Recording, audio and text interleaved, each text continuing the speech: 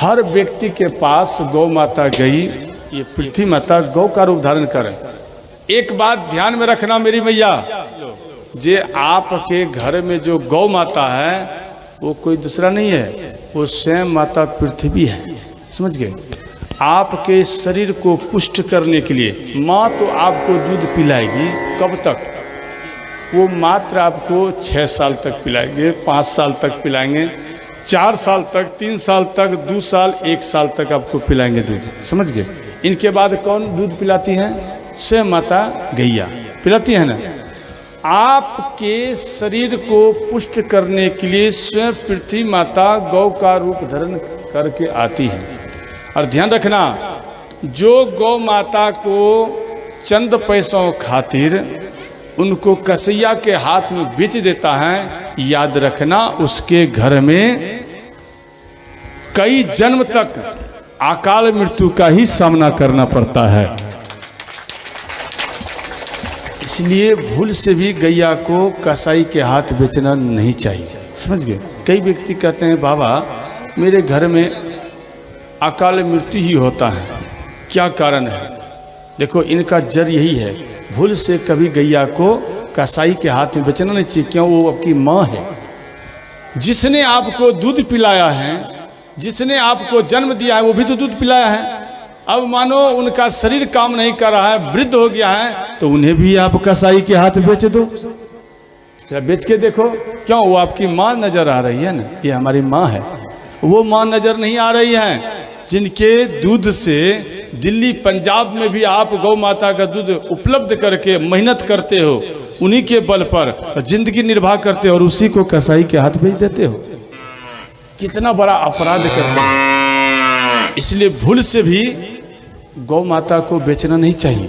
समझ गए? गौ गैया को आप अपने खेत में या जमीन में उसे गाड़ दो, जमीन के अंदर गाड़ दो। याद रखना, जो ऐसा करता है आगे चलकर उसके घर में कोई ना कोई गुरु वशिष्ठ के जैसा ही बालक ही जन्म लेता है और राम के जैसा बालक जन्म लेता है। समझ गए? इसलिए ध्यान रखना करो। सीता के समान पुत्री चाहिए तो ये कर्म करो, राम के जैसा पुत्र चाहिए ऐसा कर्म करो। भूल से भी गैया को बेचना नहीं चाहिए चंद पैसों खातिर। पैसा आपके साथ नहीं रहेगा परंतु कर्म आपके साथ रहेगा, ये बिल्कुल कंप्लीट बात है। कर्म आपका नहीं भाग सकता। समझ गए? पैसा तो आएगा, अभी 10,000, 20,000, 1 लाख, 2 लाख आ जाए, आज 10 दिन भी नहीं लगेंगे, 10 लाख आपका गायब हो जाएंगे। समझ गए? कर्म आजीवन तक रहता है, कई जन्म तक ये कर्म आपका साथ देता है। समझ गए? तो अब सब कोई मिलकर अब कहने लगे जे भगवान कहाँ मिलेंगे, भगवान कहाँ मिलेंगे? तो वहाँ पर भगवान शिव भी थे।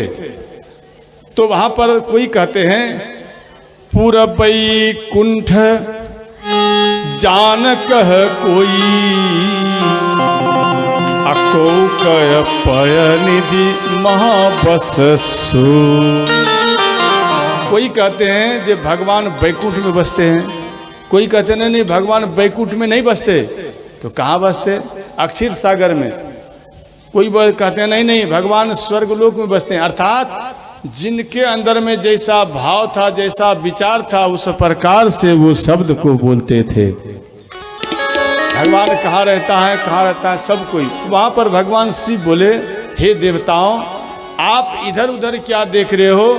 भगवान ना अक्षीर सागर में, ना साकेत लोक में, ना स्वर्ग लोक में, ना अक्षीर सागर में भगवान उधर नहीं बसते। बोले कहाँ बसता है? भगवान को आप इसी समय इसी जगह आप पुकारो।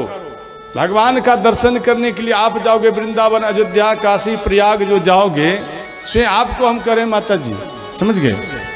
स्वयं भैया हम आपको बोल रहे हैं, आप चाहोगे वृंदावन, काशी, प्रयाग इत्यादि जगह स्थानों पर हम जाएं दर्शन करने के लिए। जब हम भगवान का दर्शन करेंगे तो भी भगवान दर्शन नहीं देंगे। भगवान कहाँ देंगे? तत्काल तुरंत दर्शन होंगे। अर्थात भगवान का आप गुणगान जिन स्थान पर हो उसी स्थान पर भगवान शिव को याद करो, राम को याद करो, आपके शरीर के अंदर से निकलकर आपको ही भगवान दर्शन देंगे। इसलिए भगवान वैकुंठ से नहीं आता है, आपके शरीर के अंदर से ही आपको दर्शन देते हैं। समझ गए? हरि व्यापक सर्वत्र समान, हरि व्यापक सर्वत्र समान, मते प्रगट होई मैं जान। श्री राम हर हर महादेव। श्री राम जय राम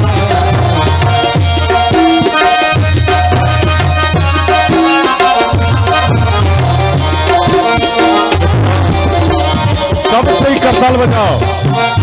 ऐसा नहीं हम कुर्सी पर बैठे हैं तो करताल ना बजाएं, ऐसा नहीं सोचे।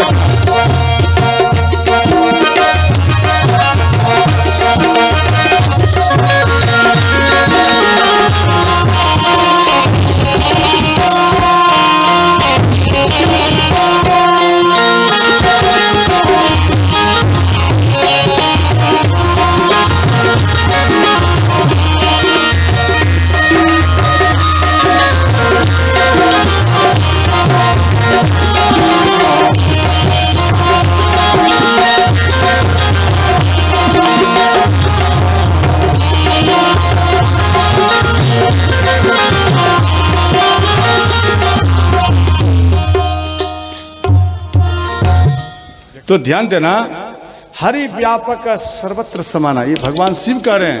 हरि व्यापक सर्वत्र समाना, प्रेम ते प्रगट हो ही मैं जान।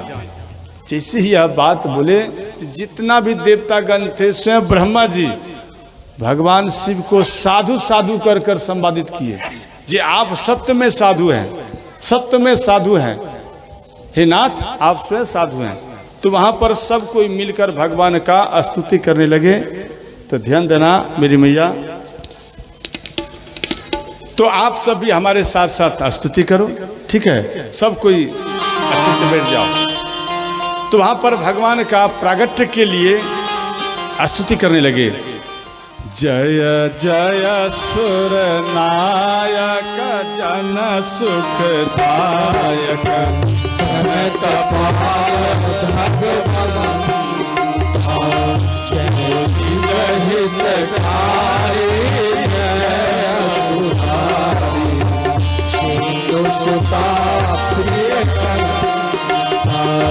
पालन सुर धरनी अद्भुत करनी, परम जो सहज कृपाला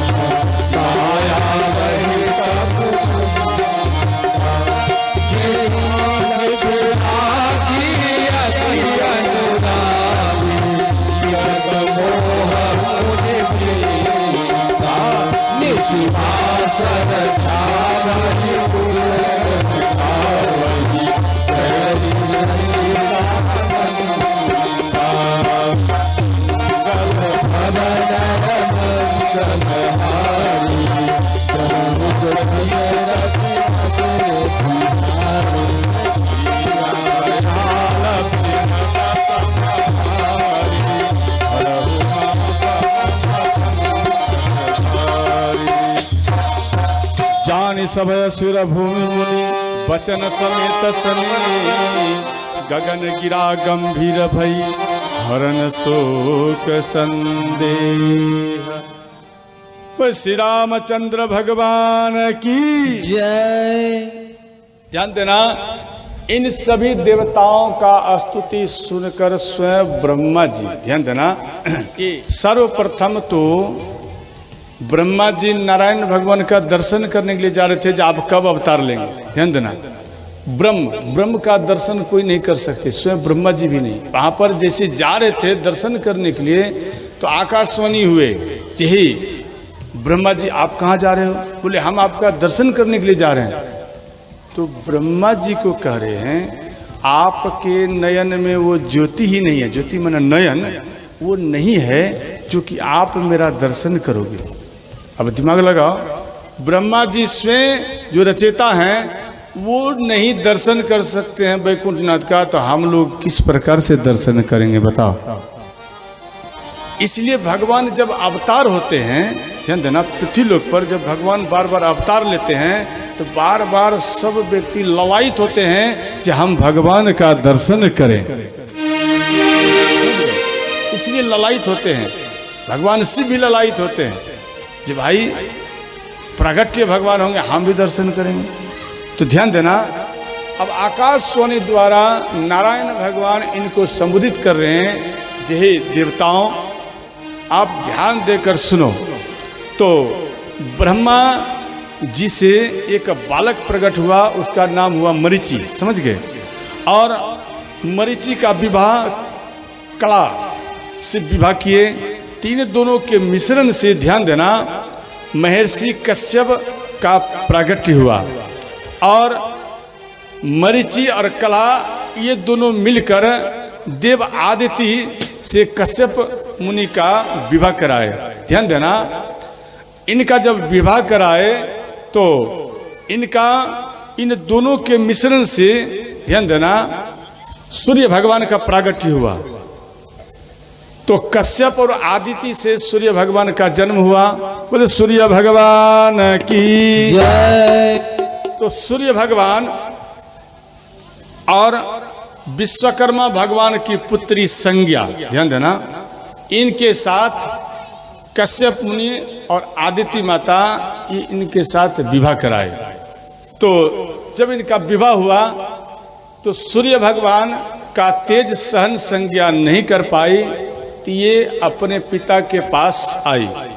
तो सूर्य भगवान अपने घर आए तो संज्ञा को ढूंढे अपने घर में, तो सूर्य भगवान को नहीं मिले। अंत में इनको मालूम पड़े जे ये अपने पिता के पास चला गया है।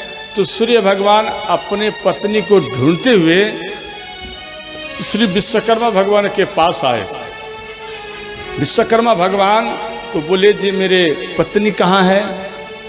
तो विश्वकर्मा भगवान बोले बेटा आपकी पत्नी तपस्या कर रही हैं, इसलिए तपस्या कर रही है जे आपका जो तेज है, आपका तेज हमारी पुत्री संज्ञा वो सहन नहीं कर पाई, इसलिए वो हमारे पास आई हैं और वो वन में अश्वनी का रूप धारण करके वो तपस्या कर रही हैं। ध्यान देना, स्त्री को कहीं भी वन में जाकर उसे तपस्या अकेली करना नहीं चाहिए, क्योंकि अगर अकेले तपस्या करेंगे तो उसके ऊपर आक्रमण कोई भी कर सकता है, समझ गया, हमला कर सकता है।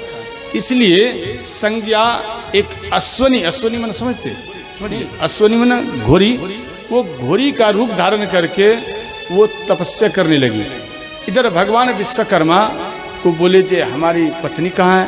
बोले वो तपस्या कर रही हैं, तो आपका तेज वो सहन नहीं कर पाई। तो अंत में विश्वकर्मा भगवान सूर्य भगवान का ग्रहण की, यानी उसका तेज कम की, यानी उनके मुख से उनका तेज निकाले, यानी कम किए तेज। जब वो तेज निकाले तो कुछ तेज आया, तो उस तेज से दो अस्त्र बनाया गया। एक अस्त्र बनाया गया त्रिशूल जो भगवान शिव के हाथ में है, समझ गए। दूसरा अस्त्र बनाया गया नारायण अस्त्र, समझ गए, जो सुदर्शन चक्र नारायण भगवान के पास में है, वो अस्त्र बनाया गया सूर्य भगवान के तेज से, समझ गए। इनके बाद ध्यान देना, इनका ये तेज कम पड़ गया सूर्य भगवान का। ये अपनी पत्नी को ढूंढते हुए ये वन में आए, तो ये भी अश्व का रूप धारण किया। अश्व मन समझते, घोड़ा। तो ये अश्व का रूप धारण करके अश्वनी के पास ये आए। इन दोनों के मिलन से एक बालक प्रकट हुआ, जिनका नाम पड़ा अश्वनी कुमार। अश्वनी कुमार की जय। ये अश्वनी कुमार कौन हुए? ये देवताओं के डॉक्टर हुए, समझ गए। तो ध्यान देना, एक इनका पुत्र भी प्रकट हुए, इनका नाम हुआ श्राद्ध देव मनु। ध्यान देना, लग रहा है कि भगवान आपके गांव में प्रवेश कर चुके हैं, समझ गए। बोले श्री सीताराम भगवान की।